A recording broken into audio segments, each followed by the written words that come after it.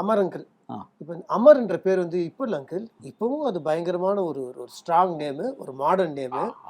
அப்பவும் வந்து அது ஒரு மாடர்னான நேம். ஆமா. அப்ப எப்ப அந்த டைம்ல எப்படி உங்களுக்கு அப்படி ஒரு ஸ்டைலான நேம் அங்கிள்? நிஜமாலே உங்க பேரு என்னுடைய அப்பா அம்மா வச்ச பேர் தான் எனக்கு அமர் சிங். அமர் சிங். எங்க அப்பாவோட ஃப்ரெண்டு ஒருத்தர் மிலிட்டரியில் இருந்தார், அமர் சிங்னு ஒருத்தர்.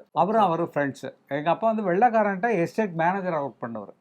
அப்போ பழக்கமானவர். அதனால அவர் வீரமா இருக்கிறதுனால இவருக்கு இப்போ நம்ம உள்ளே வீரமா இருக்கட்டும்னு அமர் சிங்னு பேர் வச்சிட்டாரு. அதுக்கப்புறம் என்னாச்சுன்னா நான் பாட்டு எழுத ஆரம்பித்தேன். அண்ணா ஹார்மோனியம் வாசிக்கிறதுக்கு முன்னாலே, இல்லை அவர் டியூன் கம்போஸ் பண்ணுறதுக்கு முன்னாலே, வெறும் சினிமா பாட்டை வாசிட்டு இருந்த காலத்தில் நான் பாட்டுகள்லாம் எழுத ஆரம்பித்தேன். பாட்டுகள்லாம் எழுத ஆரம்பிச்சு போய் கவிஞன் நான் தனியாக தானே போய் எழுதுவான்ட்டு எங்கள் ஊருக்கு இப்போ மேற்கு பக்கம் ஆலமரம் இருக்கும், பெரிய ரெட்ட ஆலமரம்.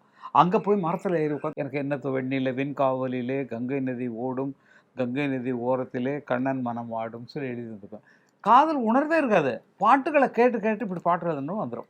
அந்த மாதிரி வந்தது தான் என்னுடைய பாட்டுக்கெல்லாம். அப்போ தான் பாட்டுல ஆரம்பிச்சோன்னா எல்லாருக்கும் பென் நேம் தான் இருக்கும்.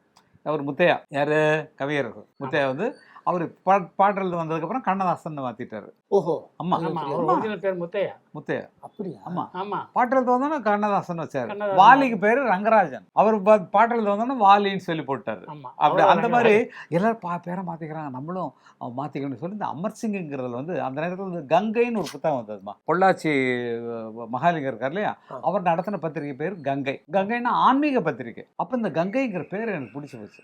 அதனால் நான் என்ன பண்ணேன், இந்த கங்கையை ஆக்கிட்டு அமர் சிங்கை வந்து அமரன் ஆக்கிட்டு நானே எனக்கு தகப்பனா இருந்து கங்கை அமரன் சொல்லி பேர் வச்சுட்டு வந்தாரு. அண்ணனுக்கு பேர் வச்சது பஞ்சர்நாசலம். ராஜான்னு ஏஎம் ராஜா ஒருத்தர் இருக்காரு, அதனால நீ வந்து நான் சொல்கிறேன்ட்டு இளையராஜான்னு சொல்லிட்டாரு. சரி நீங்கள் என்ன பேர் சொல்ல, சான்ஸ் கிடைச்சா போரும் இல்லை, இப்போ எல்லாம் பெரிய படத்தை தூக்கி கொடுக்க எவ்வளோ எதிர்ப்புக்கு மத்தியில் கொடுக்குறாரு. அப்போ அண்ணனுக்கு இளையராஜான்னு வந்ததும் நான் கங்கை அமரன் வச்சதும் இதுதான் காரணம்.